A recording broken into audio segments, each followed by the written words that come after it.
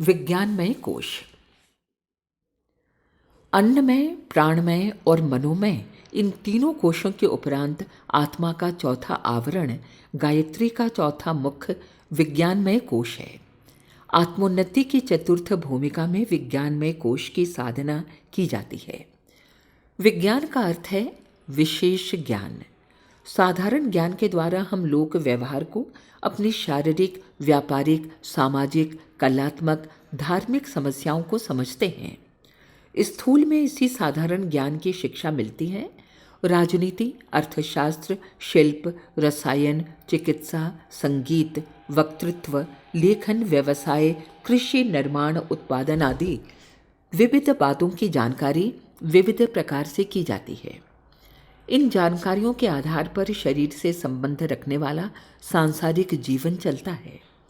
जिसके पास ये जानकारियां जितनी अधिक होंगी, जो लोक व्यवहार में जितना अधिक प्रवीण होगा, उतना ही उसका सांसारिक जीवन उन्नत, यशस्वी, प्रतिष्ठित, संपन्न एवं ऐश्वर्यवान होगा। किंतु इस साधारण ज्ञान का परिणाम स्थूल शरीर तक ही सीमित है। आत्मा का उससे कुछ हित संपादन नहीं हो सकता। देखा जाता है कि कई व्यक्ति धनवान, प्रतिष्ठित, नेता और गुणवान होते हुए भी आत्मिक दृष्टि से पिछड़े हुए होते हैं। कई मनुष्य आत्मा परमात्मा के बारे में बहुत बातें करते हैं। ईश्वर, जीव, प्रकृति, वेदांत, योग आदि के बारे में बहुत सी बातें पढ़ सुनकर अपनी जानकारी बढ़ा लेते हैं और बड़ी बड़ी बातें बढ़ चढ़कर करते हैं तथा साथियों पर अपनी विशेषता की छाप जमाते हैं। इतना करते हुए भी वस्तुतः उनकी आत्मिक धारणाएं बड़ी निर्बल होती हैं। श्रद्धा और विश्वास की दृष्टि से उनकी स्थिति साधारण लोगों से कुछ अच्छी नहीं होती।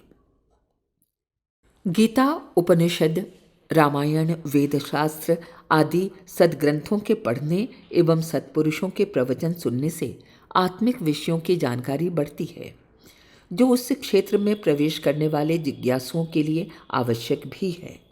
परंतु इन विषयों की विस्तृत जानकारी प्राप्त होने पर भी ये आवश्यक नहीं कि उस व्यक्ति को आत्मज्ञान हो ही जाए।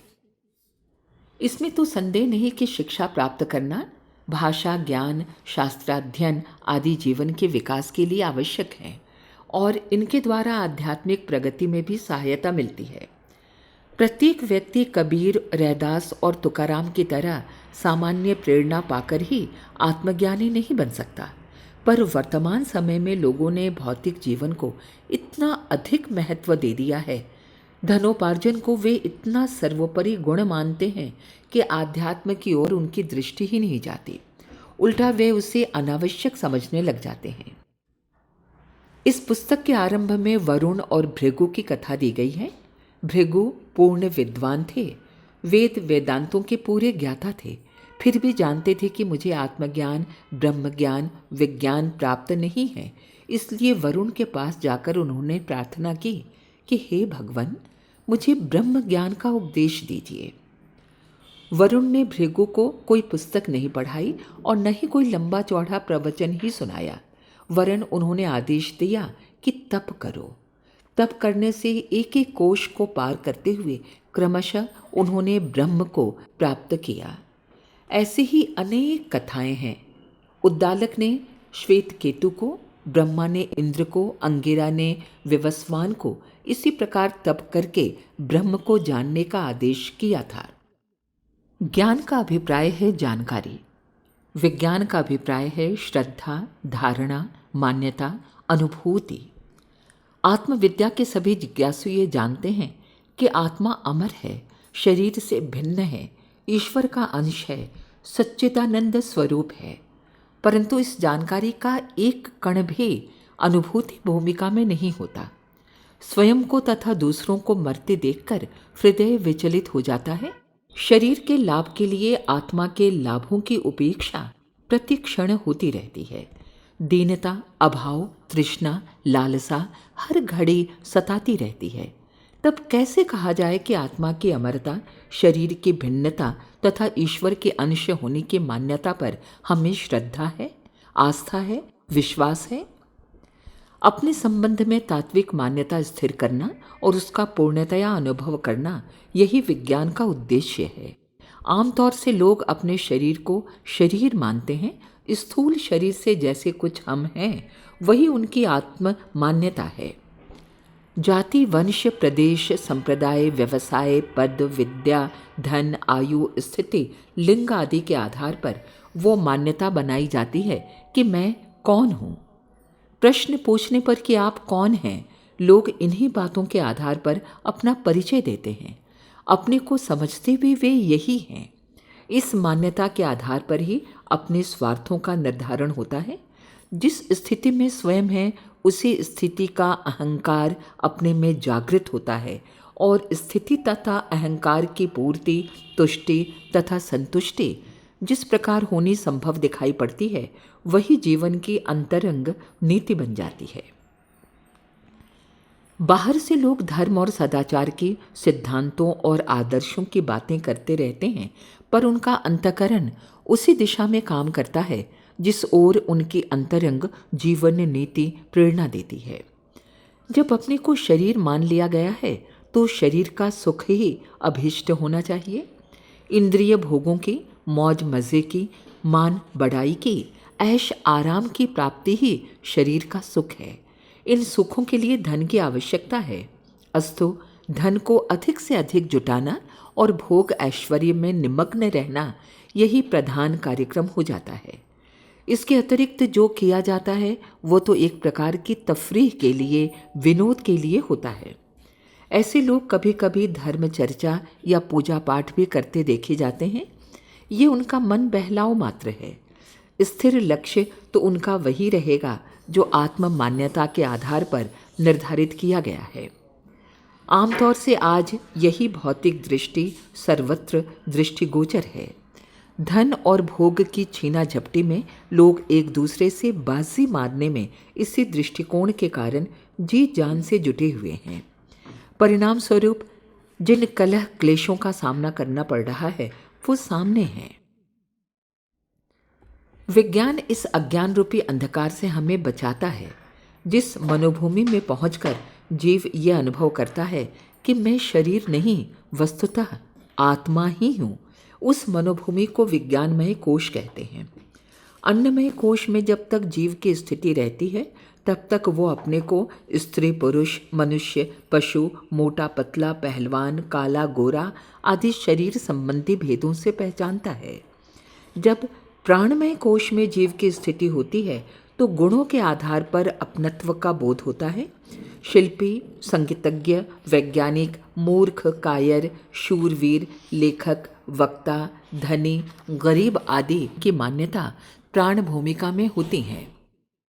मनोमय कोश की स्थिति में पहुंचने पर अपने मन की मान्यता स्वभाव के आधार पर होती है। लोभी, दंभी, चोर, उदार, विषयी, संयमी, नास्तिक, आस्तिक, स्वार्थी, परमार्थी, दयालु, निष्ठुर आदि कर्तव्य और धर्म की औचित्य अनौचित्य संबंधी मान्यताएं जब अपने संबंध में बनती हों, उन्हीं पर विशेष ध्यान रहता हो, तो समझना चाहिए कि जीव मनोमय भूमिका की तीसरी कक्षा में पहुंचा हुआ है। इससे चौथी कक्षा विज्ञान भूमिका है, जिसमें पहुंचकर जीव अपने को यह अनुभव करने लगता है कि मैं शरीर से, गुणों से, स्वभाव से ऊपर हूँ। मैं ईश्वर का राजकुमार, अविनाशी आत्मा हूँ। जीव से अपने को आत्मा कहने वाले असंख्य लोग हैं। उन्हें आत्मज्ञानी नहीं कह सकते। आत्मज्ञानी वो है जो दृढ़ विश्वास और पूर्ण श्रद्धा के साथ अपने भीतर ये अनुभव करता है कि मैं विशुद्ध हूँ, आत्मा के अतिरिक्त और कुछ नहीं। शरीर मेरा वाहन है, प्राण मेरा अस्त्र है, मन मेरा सेवक है। मैं इन सब से ऊपर, इन सब से अलग और इन सब का स्वामी आत्मा हूँ। मेरे स्वार्थ इनसे अलग हैं। मेरे लाभ और स्थूल शरीर के लाभों में, स्वार्थों में भारी अंतर है। इस अंतर को समझकर जीव अपने लाभ, स्वार्थ, हित और कल्याण के लिए कटिबद्ध होता है, आत्मोन्नति के लिए अग्रसर होता है, तो उसे अपना स्वरूप और भी स्पष्ट दिखाई देने लगता है। विज्ञान में कोश की चतुर्थ भूमिका में पहुंचे हुए जीव का दृष्टिकोण सांसारिक जीवों से भिन्न होता है। गीता में योगी का लक्षण बताया गया है कि जब सब जीव सोते हैं तब योगी जागता है, और जब सब जीव जागते हैं तब योगी सो जाता है। इन आलंकारिक शब्दों में रात को जागने और दिन में सोने का विधान नहीं है, वरन ये बताया गया है कि जिन चीज़ों के लिए साधारण लोग बेतरह इच्छुक, प्यासे, लालायित, सतृष्ण और आकांक्षी रहते हैं, योगी का मन उधर से फिर जाता है, क्योंकि वो देखता है कि कामिनी और कंचन की माया शरीर को गुदगुदाती है पर आत्मा को ले बैठती है। इससे क्षणिक सुख के लिए स्थिर आनंद का नाश करना उचित नहीं है। जिन धन, संतान, कुटुंब, कबीला, शत्रु, मित्र, हानि, लाभ, आगा पीछा, निंदा, स्तुति आदि की समस्याओं में साधारण लोग बेतरह फंसे रहते हैं, ये बातें योगी के लिए अबोध बच्चों की बाल क्रीड़ा से अधिक कुछ भी महत्व की दिखाई नहीं देती। इसलिए वे उनकी ओर से उदास हो जाते हैं। वे इस झमेले को बहुत कम महत्व देते हैं। फलस्वरूप ये समस्याएं उनके लिए अपने आप सुलझ जाती हैं या समाप्त हो जाती हैं। जिन कार्यों में, जिन विचारों में कामी लोग, मायाग्रस्त व्यक्ति अत्यंत मोहग्रस्त होकर चिपके रहते हैं, उनकी ओर से योगी मुंह फेर लेते हैं। इस प्रकार वह वहाँ सोया हुआ माना जाता है जहाँ कि अन्य जीव जागते हैं। इसी प्रकार जिन कार्यों की ओर संयम, त्याग, परमार्थ, आत्मलाभ की ओर सांसारिक जीवों का बिल्कुल ध्यान नहीं होता, उसमें योगी दत्त चित्त होकर संलग्न रहता है। इस स्थिति के बारे में ही गीता में कहा गया है कि जब जीव सोते हैं तब योगी जागता है। शरीर यात्रा के लिए प्रायः सभी मनुष्यों को मिलता जुलता कार्यक्रम रखना पड़ता है, पर योगी और भोगी के जीवन तथा रीति में भारी अंतर होता है। प्रायः सभी लोग तड़के नित्य कर्म से निवृत्त होते हैं और भोजन करके काम में लगते हैं। शाम तक जो श्रम करना पड़ता है उसमें से अधिकांश समय अन्न, वस्त्र, जीवन आश्रितों की व्यवस्था में लग जाता है। शाम को फिर नित्य कर्म, भोजन और रात को सो जाना, इस धुरी पर सबका जीवन घूमता है, परंतु अंत स्थिति में जमीन आसमान का भेद है। एक मनुष्य अपने शरीर सुख के लिए धन और भोग इकट्ठे करने की योजना सामने रखकर अपने हर विचार और कार्य को करता है, जबकि दूसरा अपने को आत्मा समझकर आत्म कल्याण की नीति पर चलता है। तो ये विभिन्न दृष्टिकोण ही एक के कामों को पुण्य एवं यज्ञ बना देते हैं और दूसरे के काम पाप एवं बंधन बन जाते हैं। आत्मज्ञान, आत्म साक्षात्कार, आत्मलाभ, आत्म प्राप्ति, आत्मदर्शन, आत्म कल्याण को जीवन लक्ष्य माना गया है। ये लक्ष्य तभी पूरा होता है जब हमारी अंतःचेतना अपने बारे में पूर्ण श्रद्धा और विश्वास भावना के साथ ये अनुभव करे कि मैं वस्तुतः परम ब्रह्म परमात्मा का अविच्छिन्न अंश, अविनाशी आत्मा हूँ। इस भावना की पूर्णता, परिपक्वता एवं सफलता का नाम ही आत्म साक्षात्कार है।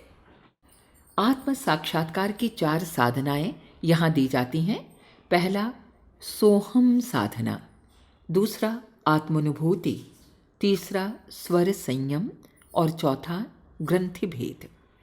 ये चारों ही विज्ञानमय कोश को प्रबुद्ध करने वाली हैं। सोहम साधना, अजपा जाप। आत्मा के सूक्ष्म अंतराल में अपने आप के संबंध में पूर्ण ज्ञान मौजूद है। वो अपनी स्थिति की घोषणा प्रत्येक क्षण करती रहती है ताकि बुद्धि भ्रमित न हो और अपने स्वरूप को न भूले। थोड़ा सा ध्यान देने पर आत्मा की इस घोषणा को हम स्पष्ट रूप से सुन सकते हैं। उस ध्वनि पर निरंतर ध्यान दिया जाए तो उस घोषणा के करने वाले अमृत भंडार आत्मा तक भी पहुंचा जा सकता है। जब एक सांस लेते हैं तो वायु प्रवेश के साथ साथ एक सूक्ष्म ध्वनि होती है जिसका शब्द सो जैसा होता है। जितनी देर सांस भीतर ठहरती है अर्थात स्वाभाविक कुंभक होता है, उतनी देर आधे आ की सी विराम ध्वनि होती है और जब सांस बाहर निकलती है तो हम जैसी ध्वनि निकलती है। इन तीनों ध्वनियों पर ध्यान केंद्रित करने से अजपा जाप की सोहम साधना होने लगती है। प्रातःकाल सूर्योदय से पूर्व नित्य कर्म से निपटकर पूरब को मुख करके किसी शांत स्थान पर बैठिए। मेरुदंड सीधा रहे। दोनों हाथों को समेटकर गोदी में रख लीजिए। नेत्र बंद रखिए। जब नासिका द्वारा वायु भीतर प्रवेश करने लगे तो सूक्ष्म कर्णेंद्रिय को सजग करके ध्यान पूर्वक अवलोकन कीजिए कि वायु के साथ साथ सो की सूक्ष्म ध्वनि हो रही है। इसी प्रकार जितनी देर सांस रुके अ और वायु निकलते समय हम की ध्वनि पर ध्यान केंद्रित कीजिए। साथ ही हृदय स्थित सूर्य चक्र के प्रकाश बिंदु में आत्मा के तेजोमय स्फुल्लिंग की धारणा कीजिए। जब सांस भीतर जा रही हो और स्व की ध्वनि हो रही हो तब अनुभव कीजिए कि ये तेज बिंदु परमात्मा का प्रकाश है। स अर्थात परमात्मा, अहम अर्थात मैं। जब वायु बाहर निकले और हम की ध्वनि हो तब उसी प्रकाश बिंदु में भावना कीजिए कि यह मैं हूं। अ की विराम भावना परिवर्तन के अवकाश का प्रतीक है। आरंभ में उस हृदय चक्र स्थित बिंदु को स्वध्वनि के समय ब्रह्म माना जाता है और पीछे उसी की हम धारणा में जीव भावना हो जाती है। इस भाव परिवर्तन के लिए अ का अवकाश काल रखा गया है। इसी प्रकार जब हम समाप्त हो जाए, वायु बाहर निकल जाए और नई वायु प्रवेश करे, उस समय भी जीव भाव हटाकर उस तेज बिंदु में ब्रह्म भाव बदलने का अवकाश मिल जाता है। ये दोनों ही अवकाश अ के समान हैं, पर इनकी ध्वनि सुनाई नहीं देती। शब्द तो सोहम का ही होता है। सो ब्रह्म का ही प्रतिबिंब है। अ प्रकृति का प्रतिनिधि है। हम जीव का प्रतीक है।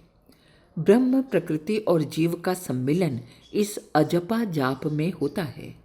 सोहम साधना में तीनों महाकारण एकत्रित हो जाते हैं, जिनके कारण आत्म जागरण का स्वर्ण सुयोग एक साथ ही उपलब्ध होने लगता है। सोहम साधना की उन्नति जैसे जैसे होती जाती है, वैसे ही वैसे विज्ञानमय कोश का परिष्कार होता जाता है। आत्मज्ञान बढ़ता है और धीरे धीरे आत्म साक्षात्कार की स्थिति निकट आती चलती है। आगे चलकर सांस पर ध्यान जमाना छूट जाता है और केवल मात्र हृदय स्थित सूर्य चक्र में विशुद्ध ब्रह्म तेज के ही दर्शन होते हैं। उस समय समाधि की सी अवस्था हो जाती है। हंस योग की परिपक्वता से साधक ब्राह्मी स्थिति का अधिकारी हो जाता है।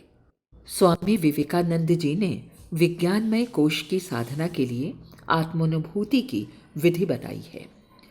उनके अमेरिकन शिष्य रामाचरक ने इस विधि को मेंटल डेवलपमेंट नामक पुस्तक में विस्तार पूर्वक लिखा है। आत्मानुभूति योग। किसी शांत या एकांत स्थान में जाइए। निर्जन कोलाहल रहित स्थान इस साधना के लिए चुनना चाहिए। इस प्रकार का एक स्थान घर का स्वच्छ हवादार कमरा भी हो सकता है और नदी तट अथवा उपवन भी। हाथ मुंह धोकर साधना के लिए बैठना चाहिए। आराम कुर्सी पर अथवा दीवार, वृक्ष या मसनद के सहारे बैठकर भी ये साधना भली प्रकार होती है। सुविधापूर्वक बैठ जाइए और 3 लंबे लंबे श्वास लीजिए। पेट में भरी हुई वायु को पूर्ण रूप से बाहर निकालना और फेफड़ों में पूरी हवा भरना एक पूरा श्वास कहलाता है। 3 पूरे श्वास लेने से हृदय और फुफ्फुस की भी उसी प्रकार एक धार्मिक शुद्धि होती है, जैसे स्नान करने, हाथ पांव धोकर बैठने से शरीर की शुद्धि होती है। 3 पूरे सांस लेने के बाद शरीर को शिथिल कीजिए और हर अंग में से खींचकर प्राण शक्ति हृदय में एकत्रित हो रही है, ऐसा ध्यान कीजिए। हाथ पांव आदि सभी अंग प्रत्यंग शिथिल, ढीले, निर्जीव, निष्प्राण हो गए हैं, ऐसी भावना करनी चाहिए। मस्तिष्क से सब विचारधाराएं और कल्पनाएं शांत हो गई हैं और समस्त शरीर के अंदर एक शांत नीला आकाश व्याप्त हो रहा है। ऐसी शांत शिथिल अवस्था को प्राप्त करने के लिए कुछ दिन लगातार प्रयत्न करना पड़ता है। अभ्यास से कुछ दिन में अधिक शिथिलता एवं शांति अनुभव होती जाती है। शरीर भली प्रकार शिथिल हो जाने पर हृदय स्थान में एकत्रित अंगूठे के बराबर शुभ्र श्वेत ज्योति स्वरूप प्राण शक्ति का ध्यान करना चाहिए। अजर, अमर, शुद्ध, बुद्ध, चेतन, पवित्र, ईश्वरीय अंश आत्मा मैं हूँ। मेरा वास्तविक स्वरूप यही है। मैं सत्य चित्त आनंद स्वरूप आत्मा हूँ। उस ज्योति के कल्पना नेत्रों से दर्शन करते हुए उपर्युक्त भावनाएं मन में रखनी चाहिए। उपर्युक्त शिथिलासन के साथ आत्मदर्शन करने की साधना इस योग में प्रथम साधना है। जब यह साधना भली प्रकार अभ्यास में आ जाए तो आगे की सीढ़ी पर पैर रखना चाहिए। दूसरी भूमिका में साधना का अभ्यास नीचे दिया जाता है। ऊपर लिखी हुई शिथिलावस्था में अखिल आकाश में नील वर्ण आकाश का ध्यान कीजिए। उस आकाश में बहुत ऊपर सूर्य के समान ज्योति स्वरूप आत्मा को अवस्थित देखिए। मैं ही यह प्रकाशवान आत्मा हूँ, ऐसा निश्चित संकल्प कीजिए। अपने शरीर को नीचे भूतल पर निस्पंद अवस्था में पड़ा हुआ देखिए। उसके अंग प्रत्यंगों का निरीक्षण एवं परीक्षण कीजिए। ये हर एक कल्पुर्जा मेरा औजार है, मेरा अस्त्र है। ये यंत्र मेरी इच्छानुसार क्रिया करने के लिए प्राप्त हुआ है। इस बात को बार बार मन में दोहराइए। इस निस्पंद शरीर में खोपड़ी का ढक्कन उठाकर ध्यानावस्था से मन और बुद्धि को दो सेवक शक्तियों के रूप में देखिए। ये दोनों हाथ बांधे आपकी इच्छानुसार कार्य करने के लिए नतमस्तक खड़े हैं। इस शरीर और मन बुद्धि को देखकर प्रसन्न होइए कि इच्छानुसार कार्य करने के लिए ये मुझे प्राप्त हुए हैं। मैं उनका उपयोग सच्चे आत्मस्वार्थ के लिए ही करूँगा। ये भावनाएं बराबर उस ध्यानावस्था में आपके मन में गूंजती रहनी चाहिए। जब दूसरी भूमिका का ध्यान भली प्रकार होने लगे तो तीसरी भूमिका का ध्यान कीजिए। अपने को सूर्य की स्थिति में ऊपर आकाश में अवस्थित देखिए। मैं समस्त भूमंडल पर अपनी प्रकाश किरणें फेंक रहा हूँ। संसार मेरा कर्म क्षेत्र और लीला भूमि है।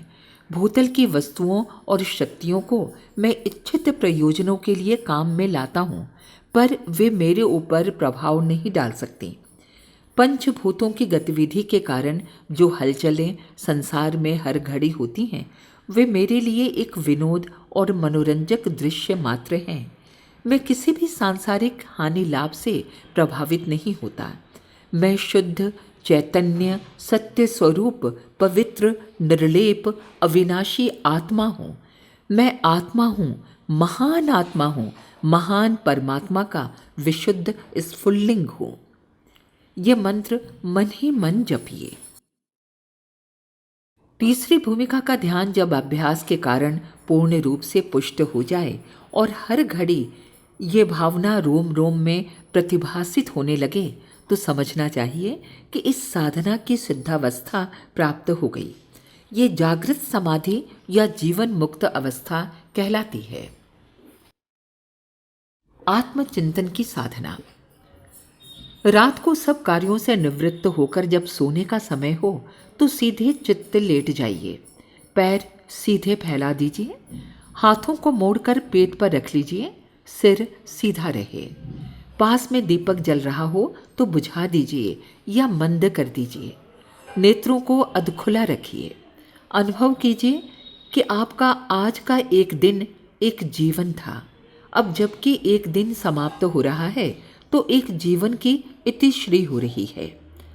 निद्रा एक मृत्यु है। अब इस घड़ी में एक दैनिक जीवन को समाप्त करके मृत्यु की गोद में जा रहा हूँ। आज के जीवन की आध्यात्मिक दृष्टि से समालोचना कीजिए। प्रातःकाल से लेकर सोते समय तक के कार्यों पर दृष्टिपात कीजिए। मुझ आत्मा के लिए यह कार्य उचित था या अनुचित? ये उचित था तो जितनी सावधानी एवं शक्ति के साथ उसे करना चाहिए था उसके अनुसार किया या नहीं किया? बहुमूल्य समय का कितना भाग उचित रीति से, कितना अनुचित रीति से, कितना निरर्थक रीति से व्यतीत किया? वो दैनिक जीवन सफल रहा या असफल? आत्मिक पूंजी में लाभ हुआ या घाटा? सत्वृत्तियां प्रधान रहीं या असत वृत्तियां? इस प्रकार के प्रश्नों के साथ दिन भर के कार्यों का भी निरीक्षण कीजिए। जितना अनुचित हुआ हो उसके लिए आत्मदेव के सम्मुख पश्चाताप करें। जो उचित हुआ हो उसके लिए परमात्मा को धन्यवाद दीजिए और प्रार्थना कीजिए कि आगामी जीवन में, कल के जीवन में उस दिशा में विशेष रूप से अग्रसर करें। इसके पश्चात शुभ्र वर्ण आत्म ज्योति का ध्यान करते हुए निद्रा देवी की गोद में सुखपूर्वक चले जाइए। दूसरी साधना। प्रातःकाल जब नींद पूरी तरह खुल जाए तो अंगड़ाई लीजिए। 3 पूरे लंबे सांस खींचकर सचेत हो जाइए। भावना कीजिए कि आज नया जीवन ग्रहण कर रहा हूँ, नया जन्म धारण करता हूँ। इस जन्म को इस प्रकार खर्च करूँगा कि आत्मिक पूंजी में अभिवृद्धि हो। कल के दिन, पिछले दिन जो भूले हुई थीं, आत्मदेव के सामने जो पश्चाताप किया था, उसका ध्यान रखता हुआ आज के दिन का अधिक उत्तमता के साथ उपयोग करूँगा। दिन भर के कार्यक्रम की योजना बनाइए। इन कार्यों में जो खतरा सामने आने को है उसे विचारिए और उससे बचने के लिए सावधान होइए। उन कार्यों से जो आत्म लाभ होने वाला है वो अधिक हो, इसके लिए और तैयारी कीजिए। ये जन्म, ये दिन पिछले की अपेक्षा अधिक सफल हो, ये चुनौती अपने आप को दीजिए और उसे साहसपूर्वक स्वीकार कर लीजिए। परमात्मा का ध्यान कीजिए और प्रसन्न मुद्रा में एक चैतन्य, ताजगी, उत्साह, आशा एवं आत्मविश्वास की भावनाओं के साथ उठकर शैया का परित्याग कीजिए। शैया से नीचे पैर रखना मानो आज के नवजीवन में प्रवेश करना है। इस आत्मचिंतन की साधना से दिनों दिन शरीराभ्यास घटने लगता है। शरीर को लक्ष्य करके किए जाने वाले विचार और कार्य शिथिल होने लगते हैं तथा ऐसी विचारधारा एवं कार्य प्रणाली समुन्नत होती है जिसके द्वारा आत्म लाभ के लिए अनेक प्रकार के पुण्य आयोजन होते हैं। स्वर योग। विज्ञानमय कोश वायु प्रधान होने के कारण उसकी स्थिति में वायु संस्थान विशेष रूप से सजग रहता है। इस वायु तत्व पर यदि अधिकार प्राप्त कर लिया जाए तो अनेक प्रकार से अपना हित संपादन किया जा सकता है। स्वर शास्त्र के अनुसार श्वास प्रश्वास के मार्गों को नाड़ी कहते हैं। शरीर में ऐसी नाड़ियों की संख्या 72,000 है। इनको नसें न समझना चाहिए। स्पष्टतः ये प्राणवायु आवागमन के मार्ग हैं। नाभि में इसी प्रकार की एक नाड़ी कुंडली के आकार में है, जिसमें से पहली इड़ा, दूसरी पिंगला, तीसरी सुषुम्ना, चौथी गांधारी, 5वीं हस्त जिह्वा, 6ठी पूषा, 7वीं यशस्वनी, 8वीं अलम्बुषा, 9वीं कुहू तथा 10वीं शंखनी नामक 10 नाड़ियाँ निकली हैं और ये शरीर के विभिन्न भागों की ओर चली जाती हैं। इनमें से पहली 3 प्रधान हैं। इड़ा को चंद्र कहते हैं जो बाएं नथुने में है। पिंगला को सूर्य कहते हैं, ये दाहिने नथुने में है। सुषुम्ना को वायु कहते हैं जो दोनों नथुनों के मध्य में है। जिस प्रकार संसार में सूर्य और चंद्र नियमित रूप से अपना अपना काम करते हैं, उसी प्रकार इड़ा पिंगला भी इस जीवन में अपना अपना कार्य नियमित रूप से करती हैं। इन तीनों के अतिरिक्त अन्य 7 प्रमुख नाड़ियों के स्थान इस प्रकार हैं। गांधारी बाएं नेत्र में, हस्त जिह्वा दाहिनी आँख में, पूषा दाहिने कान में, यशस्वनी बाएं कान में, अलम्बुषा मुख में, कुहू लिंग देश में और शंखनी गुदा मूलाधार में। इस प्रकार शरीर के 10 द्वारों में 10 नाड़ियां हैं। हठ योग में नाभिकंद अर्थात कुंडलिनी स्थान गुदा द्वार से लिंग देश की ओर 2 अंगुल हटकर मूलाधार चक्र माना गया है। स्वर योग में ये स्थिति माननीय नहीं होगी। स्वर योग शरीर शास्त्र से संबंध रखता है और शरीर की नाभि या मध्य केंद्र गुदा मूल में नहीं वरन उदर की टुंडी में ही हो सकता है। इसलिए यहाँ नाभि देश का तात्पर्य उदर की टुंडी मानना ही ठीक है।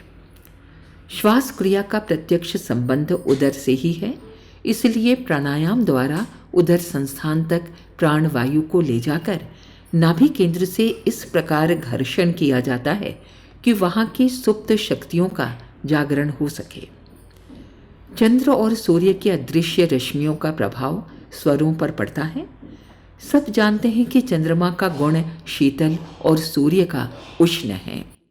शीतलता से स्थिरता, गंभीरता, विवेक प्रभृति गुण उत्पन्न होते हैं और उष्णता से तेज, शौर्य, चंचलता, उत्साह, क्रियाशीलता, बल आदि गुणों का आविर्भाव होता है।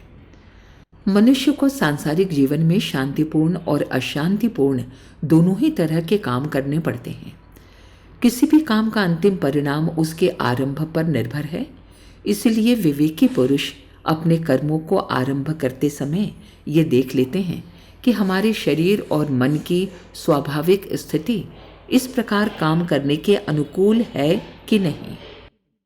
एक विद्यार्थी को रात में उस समय पाठ याद करने के लिए दिया जाए जब उसकी स्वाभाविक स्थिति निद्रा चाहती है, तो वो पाठ को अच्छी तरह याद नहीं कर सकेगा।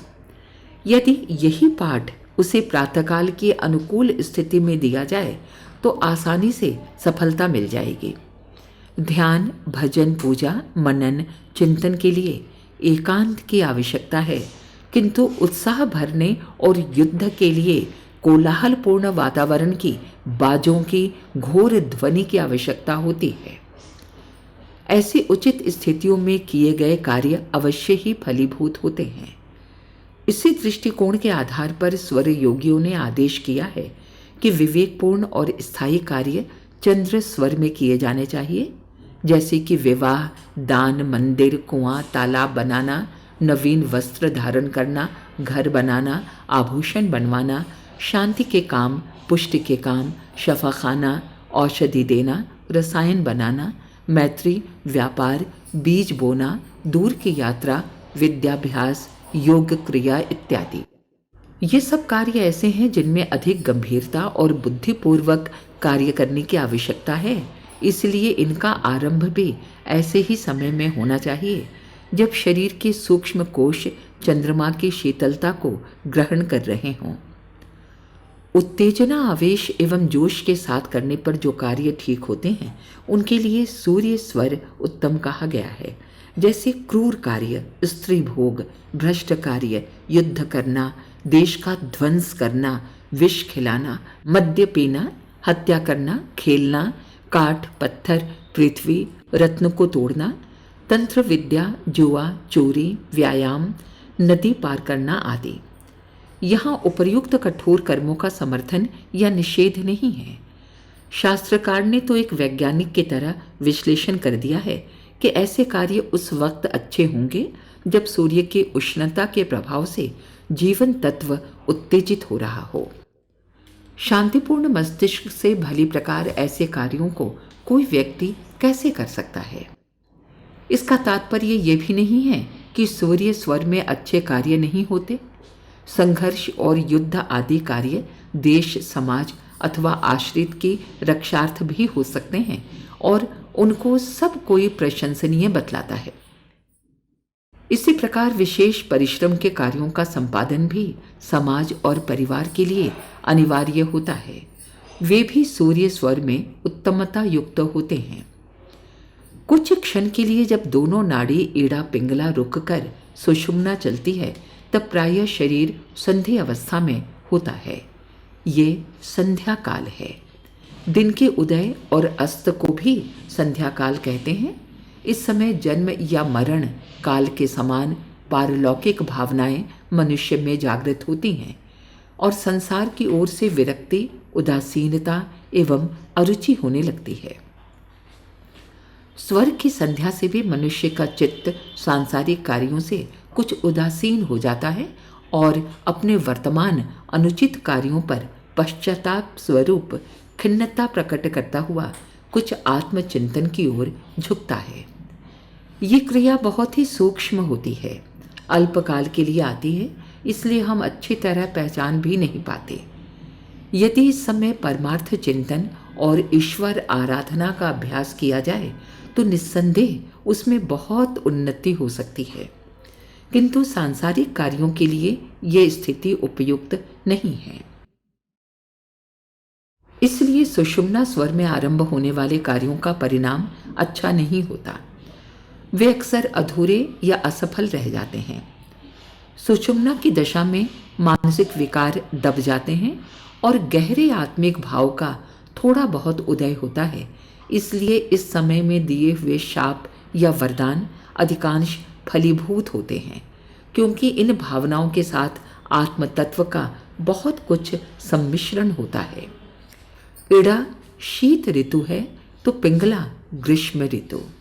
जिस प्रकार शीत ऋतु के महीनों में शीत की प्रधानता रहती है, उसी प्रकार चंद्र नाड़ी शीतल होती है और ग्रीष्म ऋतु के महीनों में जिस प्रकार गर्मी की प्रधानता रहती है, उसी प्रकार सूर्य नाड़ी में उष्णता एवं उत्तेजना का प्राधान्य होता है। स्वर बदलना। कुछ विशेष कार्यों के संबंध में स्वर शास्त्रज्ञों के जो अनुभव हैं, उनकी जानकारी सर्वसाधारण के लिए बहुत ही सुविधाजनक होगी। बताया गया है कि प्रस्थान करते समय चलित स्वर के शरीर भाग को हाथ से स्पर्श करके उस चलित स्वर वाले कदम को आगे बढ़ाकर यदि चंद्र नाड़ी चलती हो तो 4 बार और सूर्य स्वर है तो 5 बार उसी पैर को जमीन पर पटक कर प्रस्थान करना चाहिए। यदि किसी क्रोधी पुरुष के पास जाना है तो अचलित स्वर, जो स्वर नहीं चल रहा हो, के पैर को पहले आगे बढ़ाकर प्रस्थान करना चाहिए और अचलित स्वर की ओर उस पुरुष को करके बातचीत करनी चाहिए। इसी रीति से उसकी बढ़ी हुई उष्णता को अपना अचलित स्वर की ओर का शांत भाग अपने आकर्षण विद्युत को खींचकर शांत बना देगा और मनोरथ में सिद्धि प्राप्त होगी। गुरु मित्र अफसर राजदरबार से जबकि वाम स्वर चलित हो तब वार्तालाप या कार्यारंभ करना ठीक है। कई बार ऐसे अवसर आते हैं जब कार्य अत्यंत ही आवश्यक हो सकता है, किंतु उस समय स्वर विपरीत चलता है। तब क्या उस कार्य के किए बिना ही बैठे रहना चाहिए? नहीं, ऐसा करने की ज़रूरत नहीं है। जिस प्रकार जब रात को निद्रा आती है किंतु उस समय कुछ कार्य करना आवश्यक होता है, तब चाय आदि किसी उत्तेजक पदार्थ की मदद से शरीर को चैतन्य करते हैं, उसी प्रकार हम कुछ उपायों द्वारा स्वर को बदल भी सकते हैं। यहाँ कुछ ऐसे नियम बताए जा रहे हैं।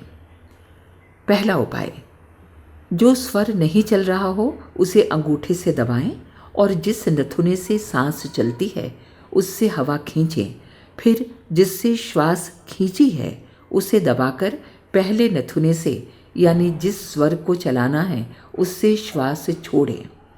इस प्रकार कुछ देर तक बार बार करें, श्वास की चाल बदल जाएगी। दूसरा, जिस नथुने से श्वास चल रहा हो उसी करवट से लेट जाएं तो स्वर बदल जाएगा। इस प्रयोग के साथ पहला प्रयोग करने से स्वर और भी शीघ्र बदलता है। तीसरा, जिस तरफ का स्वर चल रहा हो उस ओर की कांख यानी बगल में कोई सख्त चीज़ कुछ देर दबाकर रखें तो स्वर बदल जाता है। पहले और दूसरे प्रयोग के साथ ये प्रयोग भी करने से शीघ्रता होती है। चौथा उपाय, घी खाने से वाम स्वर और शहद खाने से दक्षिण स्वर चलना कहा जाता है। पांचवा, चलित स्वर में पुरानी स्वच्छ रुई का फाहा रखने से स्वर बदलता है। बहुधा जिस प्रकार बीमारी की दशा में शरीर को रोग मुक्त करने के लिए चिकित्सा की जाती है, उसी प्रकार स्वर को ठीक अवस्था में लाने के लिए उन उपायों को काम में लाना चाहिए। स्वर संयम से दीर्घ जीवन। प्रत्येक प्राणी का पूर्ण आयु प्राप्त करना, दीर्घजीवी होना उसकी श्वास क्रिया पर अवलंबित है। पूर्व कर्मों के अनुसार जीवित रहने के लिए परमात्मा एक नियत संख्या में श्वास प्रदान करता है। वो श्वास समाप्त होने पर प्राणांत हो जाता है। इस खजाने को जो प्राणी जितनी होशियारी से खर्च करेगा वो उतने ही अधिक काल तक जीवित रह सकेगा, और जो जितना व्यर्थ गंवा देगा उतनी ही शीघ्र उसकी मृत्यु हो जाएगी। सामान्यतः हर मनुष्य दिन रात में 21,600 श्वास लेता है। इससे कम श्वास लेने वाला दीर्घजीवी होता है, क्योंकि अपने धन का जितना कम व्यय होगा उतने ही अधिक काल तक वो संचित रहेगा। हमारे श्वास की पूंजी की भी यही दशा है। विश्व के समस्त प्राणियों में जो जीव जितनी कम श्वास लेता है वो उतने ही अधिक काल तक जीवित रहता है। यहाँ दी जा रही तालिका से इसका स्पष्टीकरण हो जाता है। प्राणी का नाम खरगोश, श्वास की गति प्रति मिनट 38 बार, पूर्ण आयु 8 वर्ष। प्राणी बंदर, श्वास की गति प्रति मिनट 32 बार, पूर्ण आयु 10 वर्ष। प्राणी कुत्ता, श्वास की गति प्रति मिनट 29 बार, पूर्ण आयु 11 वर्ष। प्राणी घोड़ा, श्वास की गति प्रति मिनट 19 बार, पूर्ण आयु 35 वर्ष। प्राणी मनुष्य, श्वास की गति प्रति मिनट 13 बार, पूर्ण आयु 120 वर्ष। प्राणी सांप, श्वास की गति प्रति मिनट 8 बार, पूर्ण आयु 1000 वर्ष। प्राणी कछुआ, श्वास की गति प्रति मिनट 5 बार, पूर्ण आयु 2000 वर्ष। साधारण कामकाज में 12 बार, दौड़ धूप करने में 18 बार और मैथुन करते समय 36 बार प्रति मिनट के हिसाब से श्वास चलती है। इसीलिए विषयी और लंपट मनुष्य की आयु घट जाती है और प्राणायाम करने वाले योगाभ्यासी दीर्घ काल तक जीवित रहते हैं। यहाँ ये नहीं सोचना चाहिए कि चुपचाप बैठे रहने से कम सांस चलती है, इसलिए निष्क्रिय बैठे रहने से आयु बढ़ जाएगी। ऐसा नहीं हो सकता, क्योंकि निष्क्रिय बैठे रहने से शरीर के अन्य अंग निर्बल, अशक्त और बीमार हो जाएंगे। तदनुसार उनकी सांस का वेग बहुत ही बढ़ जाएगा। इसलिए शारीरिक अंगों को स्वस्थ रखने के लिए परिश्रम करना आवश्यक है, किंतु शक्ति के बाहर परिश्रम भी नहीं करना चाहिए।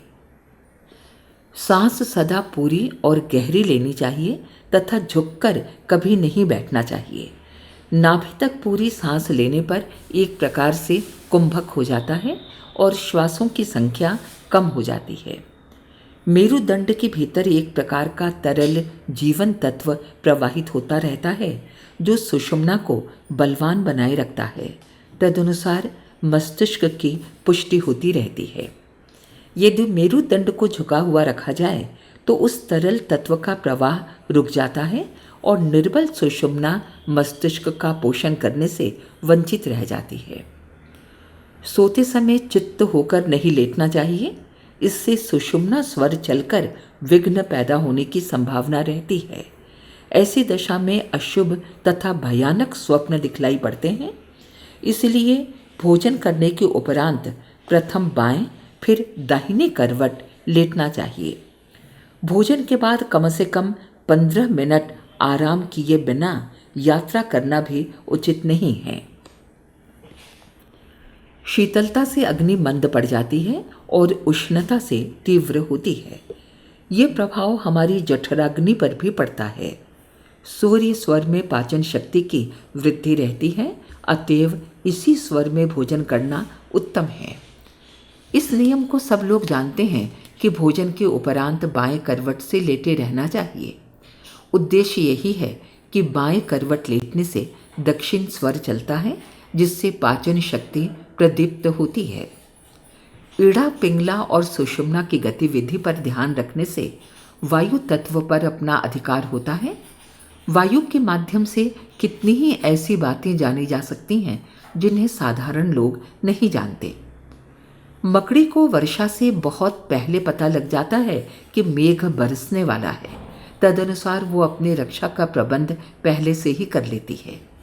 कारण ये है कि वायु के साथ वर्षा का सूक्ष्म संयोग मिला रहता है और उसे मनुष्य समझ नहीं पाता, पर मकड़ी अपनी चेतना से ये अनुभव कर लेती है कि इतने समय बाद इतने वेग से पानी बरसने वाला है।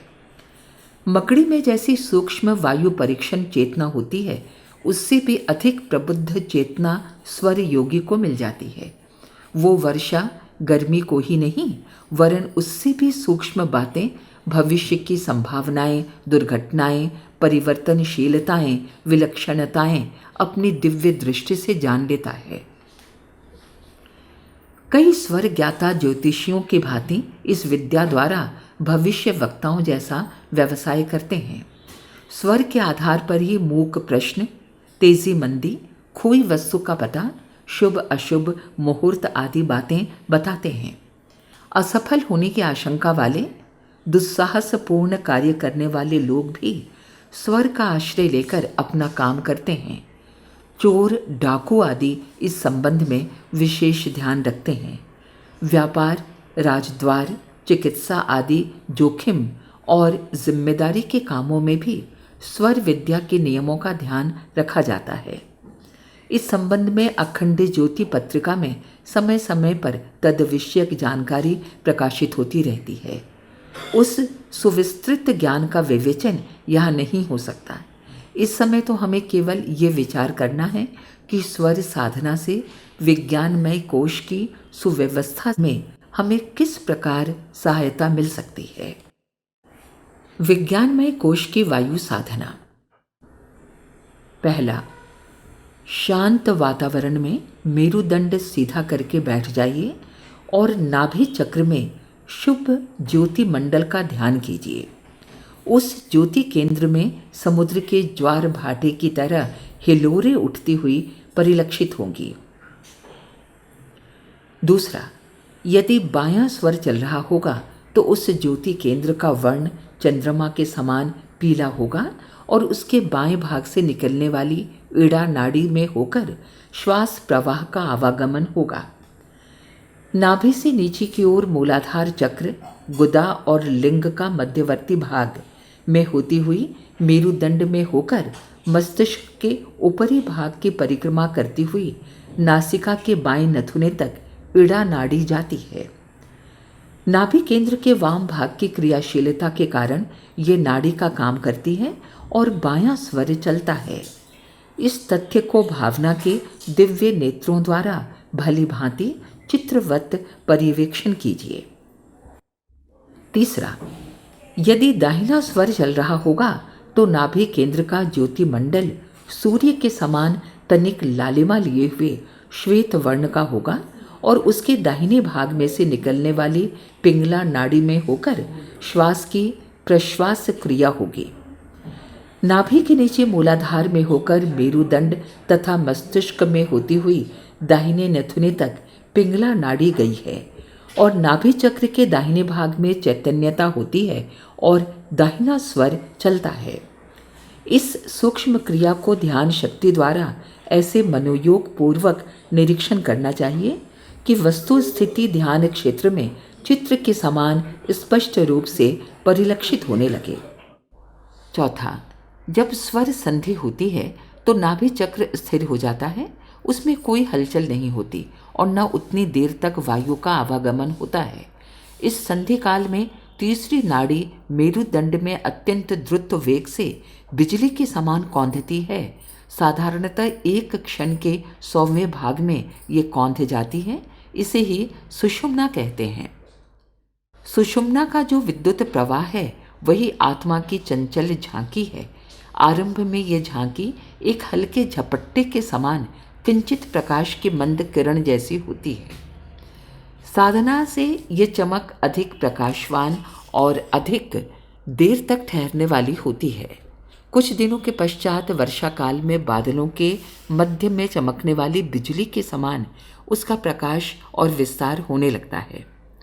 सुषुम्ना ज्योति में किन्हीं रंगों की आभा होना, उसका सीधा, टेढ़ा, तिरछा या वर्तुलाकार होना आत्मिक स्थिति का परिचायक है।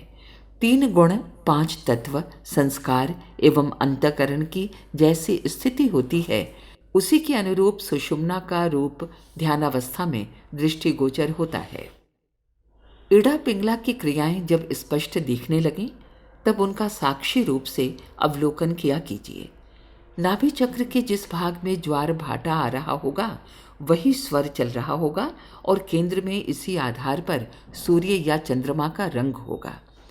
ये क्रिया जैसे जैसे हो रही है, उसको स्वाभाविक रीति से होते हुए देखते रहना चाहिए। एक सांस के भीतर पूरा प्रवेश होने पर जब वह लौटती है तो उसे आभ्यंतर संधि, और जब सांस पूरी तरह बाहर निकलकर नई सांस भीतर जाना आरंभ करती है, तब उसे बाह्य संधि कहते हैं। इन कुंभक कालों में सुषुम्ना की द्रुत गतिगामिनी विद्युत आभा का अत्यंत चपल प्रकाश विशेष सजगता पूर्वक दिव्य नेत्रों से देखना चाहिए। 7वां, जब इड़ा बदलकर पिंगला में या पिंगला बदलकर इड़ा में जाती है, अर्थात एक स्वर जब दूसरे में परिवर्तित होता है, तो सुषुम्ना की संधि वेला आती है। अपने आप स्वर बदलने के अवसर पर स्वाभाविक सुषुम्ना का प्राप्त होना प्रायः कठिन होता है।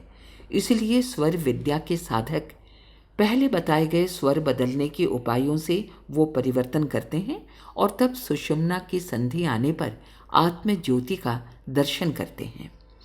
ये ज्योति आरंभ में चंचल और विविध आकृतियों की होती है और अंत में स्थिर एवं मंडलाकार हो जाती है।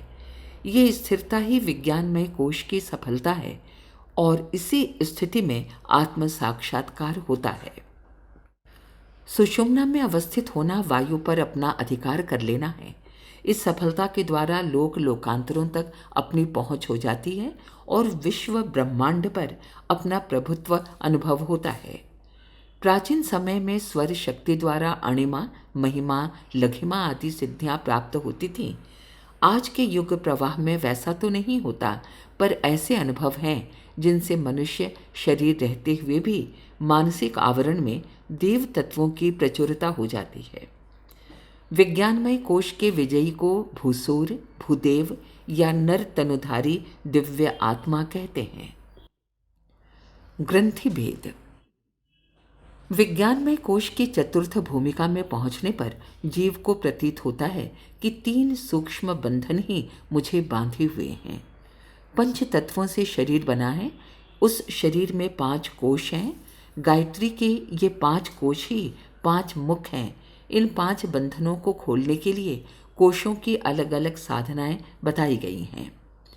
विज्ञानमय कोश के अंतर्गत 3 बंधन हैं जो पंच भौतिक शरीर न रहने पर भी देव, गंधर्व, यक्ष, भूत, पिशाच आदि योनियों में भी वैसे ही बंधन बांधे रहते हैं जैसा कि शरीरधारी का होता है। ये 3 बंधन ग्रंथियां रुद्र ग्रंथि, विष्णु ग्रंथि, ब्रह्म ग्रंथि के नाम से प्रसिद्ध है। इन्हें 3 गुण भी कह सकते हैं। रुद्र ग्रंथि अर्थात तम, विष्णु ग्रंथि अर्थात सत, ब्रह्म ग्रंथि अर्थात रज। इन तीनों गुणों से अतीत हो जाने पर, ऊंचा उठ जाने पर ही आत्मा शांति और आनंद की अधिकारी होती है।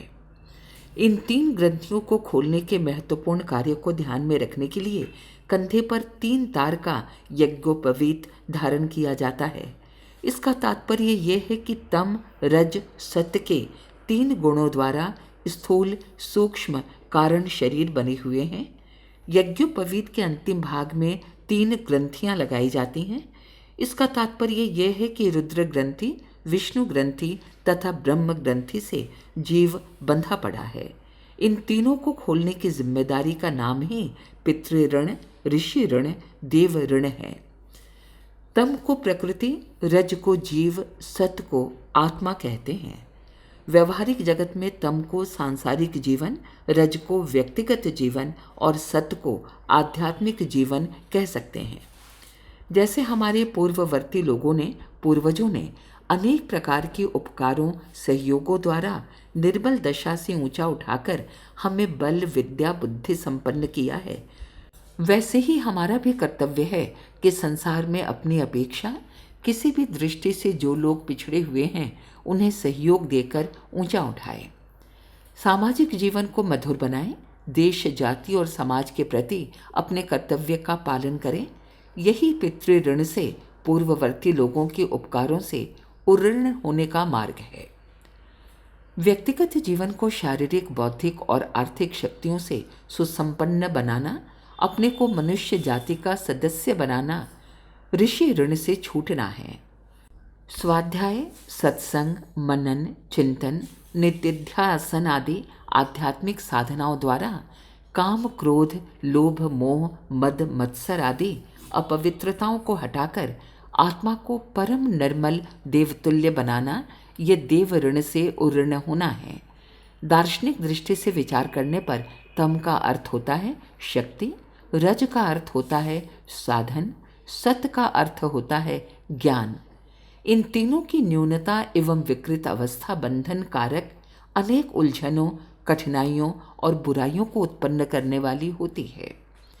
इसलिए जब तीनों की स्थिति संतोषजनक होती है तब त्रिगुणातीत अवस्था प्राप्त होती है। हमको भली प्रकार ये समझ लेना चाहिए कि परमात्मा की सृष्टि में कोई भी शक्ति या पदार्थ दूषित अथवा भ्रष्ट नहीं है। यदि उसका सदुपयोग किया जाए तो वो कल्याणकारी सिद्ध होगा। आत्मिक क्षेत्र में सूक्ष्म अन्वेषण करने वाले ऋषियों ने ये पाया है कि 3 गुण, 3 शरीरों, 3 क्षेत्रों का व्यवस्थित या अव्यवस्थित होना अदृश्य केंद्रों पर निर्भर करता है। सभी दिशाओं को उत्तम बनाने से ये केंद्र उन्नत अवस्था में पहुंच सकते हैं। दूसरा उपाय यह है कि अदृश्य केंद्रों को आत्मिक साधना विधि से उन्नत अवस्था में ले जाएं तो स्थूल, सूक्ष्म एवं कारण शरीर को ऐसी स्थिति पर पहुंचाया जा सकता है जहां उनके लिए कोई बंधन या उलझन शेष न रहे।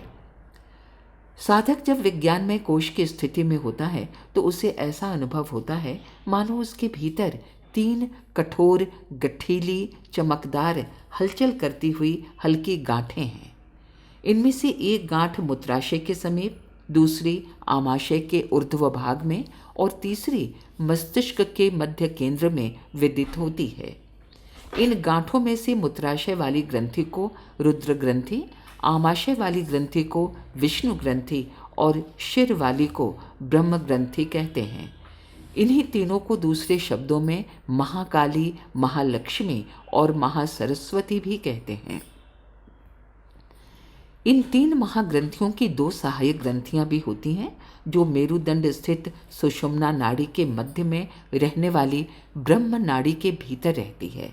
इन्हें ही चक्र भी कहते हैं। रुद्र ग्रंथि की शाखा ग्रंथियां मूलाधार चक्र और स्वाधिष्ठान कहलाती हैं। विष्णु ग्रंथि की 2 शाखाएं मणिपूरक चक्र और अनाहत चक्र हैं। मस्तिष्क में निवास करने वाली ब्रह्म ग्रंथि के सहायक ग्रंथि चक्रों को विशुद्धि चक्र और आज्ञा चक्र कहा जाता है।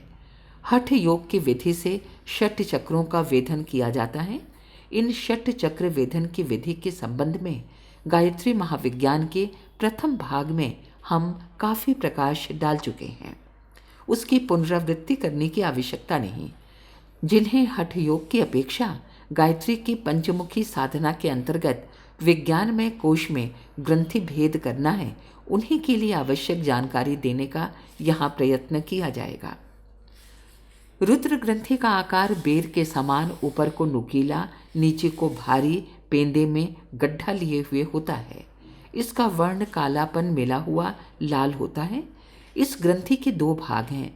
दक्षिण भाग को रुद्र और वाम भाग को काली कहते हैं। दक्षिण भाग के अंतरंग गह्वर में प्रवेश करने पर जब उसकी झांकी की जाती है तो ऊर्ध्व भाग में श्वेत रंग की छोटी सी नाड़ी हल्का सा श्वेत रस प्रवाहित करती है। एक तंतु तिरछा पीत वर्ण की ज्योति सा चमकता है। मध्य भाग में एक काले वर्ण की नाड़ी सांप की तरह मूलाधार से लिपटी हुई है। प्राण वायु का जब उस भाग से संपर्क होता है तो डिम डिम जैसी ध्वनि उसमें से निकलती है। रुद्र ग्रंथि की आंतरिक स्थिति की झांकी करके ऋषियों ने रुद्र का सुंदर चित्र अंकित किया है। मस्तक पर गंगा की धारा, जटा में चंद्रमा, गले में सर्प, डमरू की डिम डिम ध्वनि ऊर्ध्व भाग में त्रिशूल के रूप में अंकित करके भगवान शंकर का ध्यान करने लायक एक सुंदर चित्र बना दिया। उसी चित्र में आलंकारिक रूप से रुद्र ग्रंथि की वास्तविकताएं ही भरी गई हैं। उस ग्रंथि का वाम भाग जिस स्थिति में है उसी के अनुरूप काली का सुंदर चित्र सूक्ष्मदर्शी आध्यात्मिक चित्रकारों ने अंकित कर दिया है।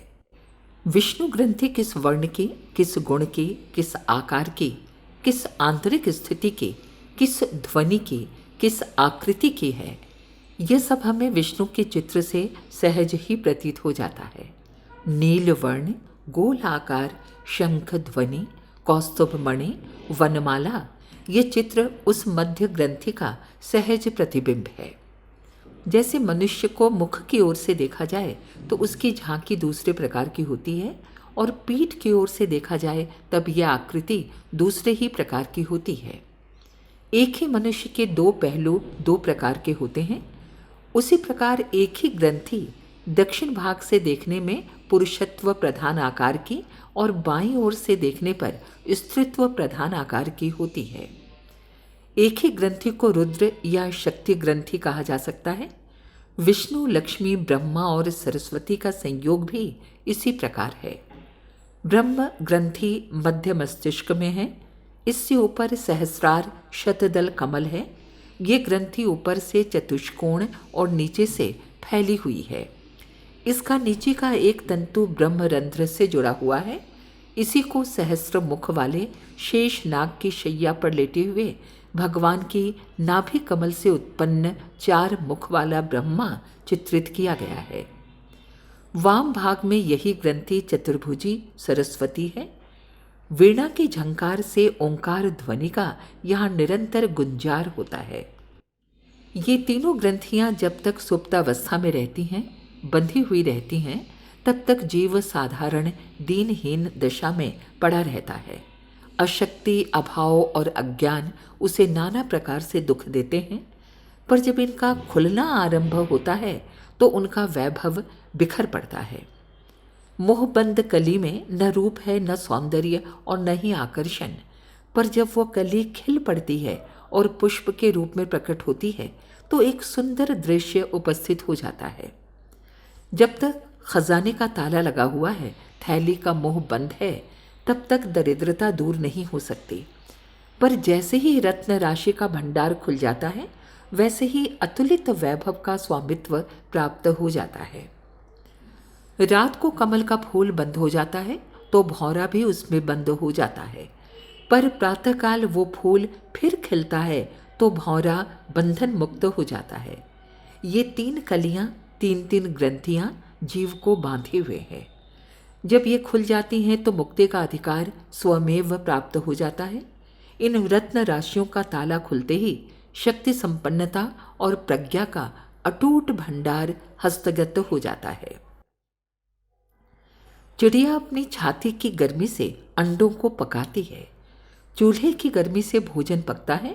सूर्य की गर्मी से वृक्षों, वनस्पतियों और फलों का परिपाक होता है। माता 9 महीने तक बालक को पेट में पकाकर उसको इस स्थिति में लाती है कि वो जीवन धारण कर सके। विज्ञान में कोश की ये 3 ग्रंथियां भी तप की गर्मी से पकती हैं। तप द्वारा ब्रह्मा, विष्णु, महेश, सरस्वती, लक्ष्मी, काली सभी का परिपाक हो जाता है। ये शक्तियां समदर्शी हैं, न उन्हें किसी से प्रेम है न द्वेष। रावण जैसे असुरों ने भी शंकर जी से वरदान पाए थे और अनेक सुर भी कोई सफलता प्राप्त नहीं कर पाए। इसमें साधक का पुरुषार्थ ही प्रधान है। श्रम और प्रयत्न ही परिपक्व होकर सफलता बन जाते हैं। रुद्र, विष्णु और ब्रह्म ग्रंथियों को खोलने के लिए ग्रंथि के मूल भाग में निवास करने वाली बीज शक्तियों का संचार करना पड़ता है। रुद्र ग्रंथि के अधोभाग में बेर के डंठल की तरह एक सूक्ष्म प्राण अभिप्रेत होता है, उसे क्लिंग बीज कहते हैं। विष्णु ग्रंथि के मूल में श्रृंग का निवास है और ब्रह्म ग्रंथि के नीचे फ्रिंग तत्व का अवस्थान है। मूल बंध बांधते हुए एक ओर से अपान और दूसरी ओर से कूर्म प्राण को चिमटे की तरह बनाकर रुद्र ग्रंथि को पकड़कर रेचक प्राणायाम द्वारा दबाते हैं। इस दबाव की गर्मी से क्लिंग बीज जागृत हो जाता है। वो नोकदार डंठल आकृति का बीज अपनी ध्वनि और रक्तवर्ण प्रकाश ज्योति के साथ स्पष्ट रूप से परिलक्षित होने लगता है। इस जागृत क्लिंग बीज की अग्रिम नोक से कुंचों की क्रिया की जाती है। जैसे किसी वस्तु में छेद करने के लिए नोकदार कील कोंची जाती है, इस प्रकार की वेधन साधना को कुंचों की क्रिया कहते हैं।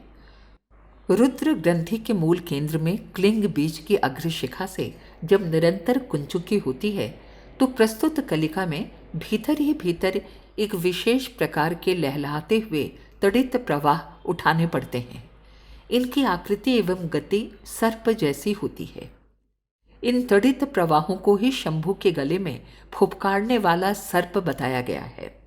जिस प्रकार ज्वालामुखी पर्वत के उच्च शिखर पर धूम्र मिश्रित अग्नि निकलती है, उसी प्रकार रुद्र ग्रंथि के ऊपरी भाग में पहले क्लिंग बीज की अग्नि जिह्वा प्रकट होती है। इसी को काली की बाहर निकली हुई जीभ माना गया है। इसको शंभु का तीसरा नेत्र भी कहते हैं।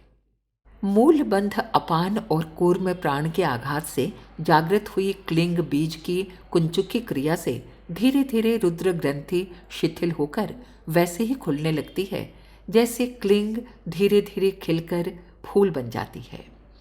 इस कमल पुष्प के खिलने को पद्मासन कहा गया है। त्रिदेव के कमलासन पर विराजमान होने के चित्रों का तात्पर्य यही है कि वे विकसित रूप से परिलक्षित हो रहे हैं।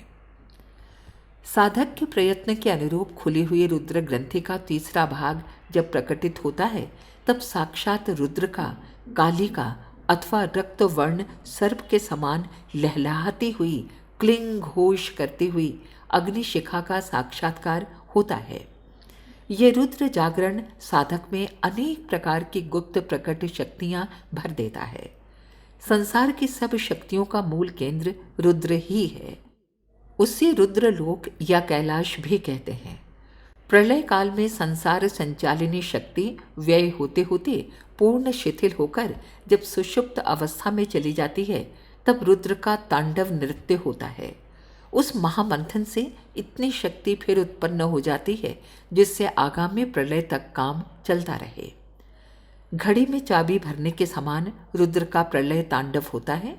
रुद्र शक्ति की शिथिलता से जीवों की तथा पदार्थों की मृत्यु हो जाती है, इसलिए रुद्र को मृत्यु का देवता माना गया है। विष्णु ग्रंथि को जागृत करने के लिए जालंधर बंध बांधकर समान और उदान प्राणों द्वारा दबाया जाता है तो उसके मूल भाग का श्रृंग बीज जागृत होता है। ये गोल गेंद की तरह है और इसकी अपनी धुरी पर द्रुत गति से घूमने की क्रिया होती है। इस घूर्णन क्रिया के साथ साथ एक ऐसी सनसनाती हुई सूक्ष्म ध्वनि होती है जिसको दिव्य श्रोत्रों से श्रृंग जैसे सुना जाता है। श्रृंग बीज को विष्णु ग्रंथि की बाह्य परिधि में भ्रामरी क्रिया के अनुसार घुमाया जाता है। जैसे पृथ्वी सूर्य की परिक्रमा करती है, उसी प्रकार परिभ्रमण करने को भ्रामरी कहते हैं। विवाह में वर वधू के भांवर या फेरे पड़ना, देव मंदिरों तथा यज्ञ की परिक्रमा या प्रदक्षिणा होना भ्रामरी क्रिया का ही रूप है।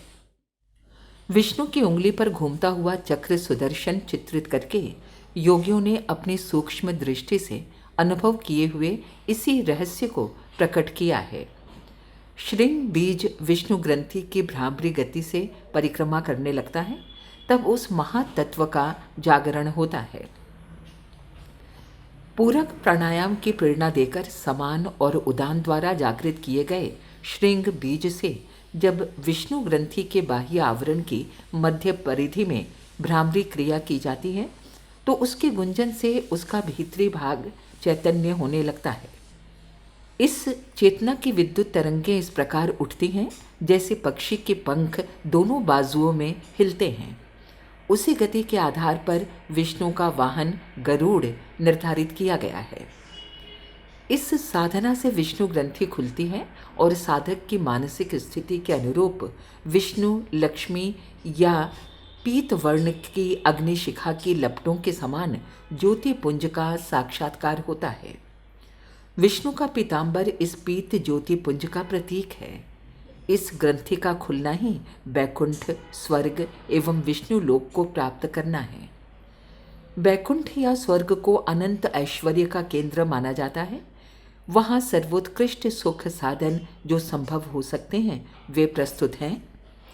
विष्णु ग्रंथि वैभव का केंद्र है। जो उसे खोल लेता है उसे विश्व के ऐश्वर्य पर पूर्ण अधिकार प्राप्त हो जाता है। ब्रह्म ग्रंथि मस्तिष्क के मध्य भाग में सहस्त्रदल कमल की छाया में अवस्थित है। उसे अमृत कलश कहते हैं। बताया गया है कि सुरलोक में अमृत कलश की रक्षा सहस्त्र फनों वाले शेषनाग करते हैं। इसका अभिप्राय इसी ब्रह्म ग्रंथि से है।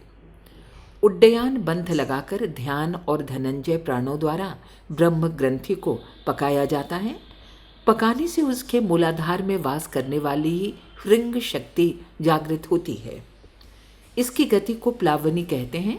जैसे जल में लहरें उत्पन्न होती हैं और निरंतर आगे को ही लहराती हुई चलती हैं, उसी प्रकार हृंग बीज की प्लावनी गति से ब्रह्म ग्रंथि को दक्षिणायन से उत्तरायण की ओर प्रेरित करते हैं। चतुष्कोण ग्रंथि के ऊर्ध्व भाग में यही हृंग तत्व रुक रुक कर गांठें सी बनाता हुआ आगे की ओर चलता है और अंत में परिक्रमा करके अपने मूल संस्थान को लौट आता है। गांठ बांधते चलने की ऊंची नीची गति के आधार पर माला के दाने बनाए गए हैं। 108 दचके लगाकर तब एक परिधि पूरी होती है, इसलिए माला के 108 दाने होते हैं। इस फ्रिंग तत्व की तरंगे मंथर गति से इस प्रकार चलती हैं जैसे हंस चलता है। ब्रह्मा या सरस्वती का वाहन हंस इसीलिए माना गया है। वीणा के तारों की झंकार से मिलती जुलती फ्रिंग ध्वनि सरस्वती की वीणा का परिचय देती है। कुंभक प्राणायाम की प्रेरणा से ही बीज की प्लावनी क्रिया आरंभ होती है। ये क्रिया निरंतर होते रहने पर ब्रह्म ग्रंथि खुल जाती है। तब उसका ब्रह्म के रूप में, सरस्वती के रूप में अथवा श्वेत वर्ण प्रकंपित शुभ्र ज्योति शिखा के समान साक्षात्कार होता है। यह स्थिति आत्मज्ञान, ब्रह्म प्राप्ति, ब्राह्मी स्थिति की है। ब्रह्मलोक एवं गोलोक भी इसको कहते हैं। इस स्थिति को उपलब्ध करने वाला साधक ज्ञान बल से परिपूर्ण हो जाता है। इसकी आत्मिक शक्तियां जागृत होकर परमेश्वर के समीप पहुंचा देती हैं। अपने पिता का उत्तराधिकार उसे मिलता है और जीवन मुक्त होकर ब्राह्मणी स्थिति का आनंद, ब्रह्मानंद उपलब्ध करता है। षट चक्र का हठयोग सम्मत विधान अथवा महायोग का ये ग्रंथि भेद दोनों ही समान स्थिति के हैं। साधक अपनी स्थिति के अनुसार उन्हें अपनाते हैं। दोनों से ही विज्ञान में कोश का परिष्कार होता है। शांति कुंज ऑडियो बुक्स अच्छी पुस्तकें जीवंत देव प्रतिमाएं हैं, जिनकी आराधना से जीवन में तत्काल प्रकाश और उल्लास मिलता है। आज की भागदौड़ भरी जिंदगी में पुस्तकों को पढ़ पाना एक असंभव सा दिखने वाला काम है, जिसके कारण ऋषियों मनीषियों के द्वारा अनुभूत ज्ञान को हम जान नहीं पाते और जीवन की अनेक समस्याओं में खुद को घिरा महसूस करते हैं। आपकी व्यस्तता भरी दिनचर्या में प्रतिदिन थोड़ा थोड़ा ज्ञान विस्तार होता रहे, साथ ही जीवन की अनेक समस्याओं का समाधान प्रतिदिन आपको मिलता रहे, इसके लिए शांति कुंज हरिद्वार आपके लिए लेकर आया है युग ऋषि परम पूज्य गुरुदेव पंडित श्री राम शर्मा आचार्य जी एवं वंदनीय माता भगवती देवी शर्मा द्वारा लिखित सत्साहित्यों का ऑडियो बुक्स। इन ऑडियो बुक्स को आप अपने आराम के क्षणों में, कार ड्राइव करते समय, बस या ट्रेन में यात्रा के दौरान या रात्रि विश्राम के पहले सुन सकते हैं। इन ऑडियो बुक्स को सुनने के लिए आप YouTube पर हमारे चैनल शांति कुंज ऑडियो बुक्स को अवश्य सब्सक्राइब करें।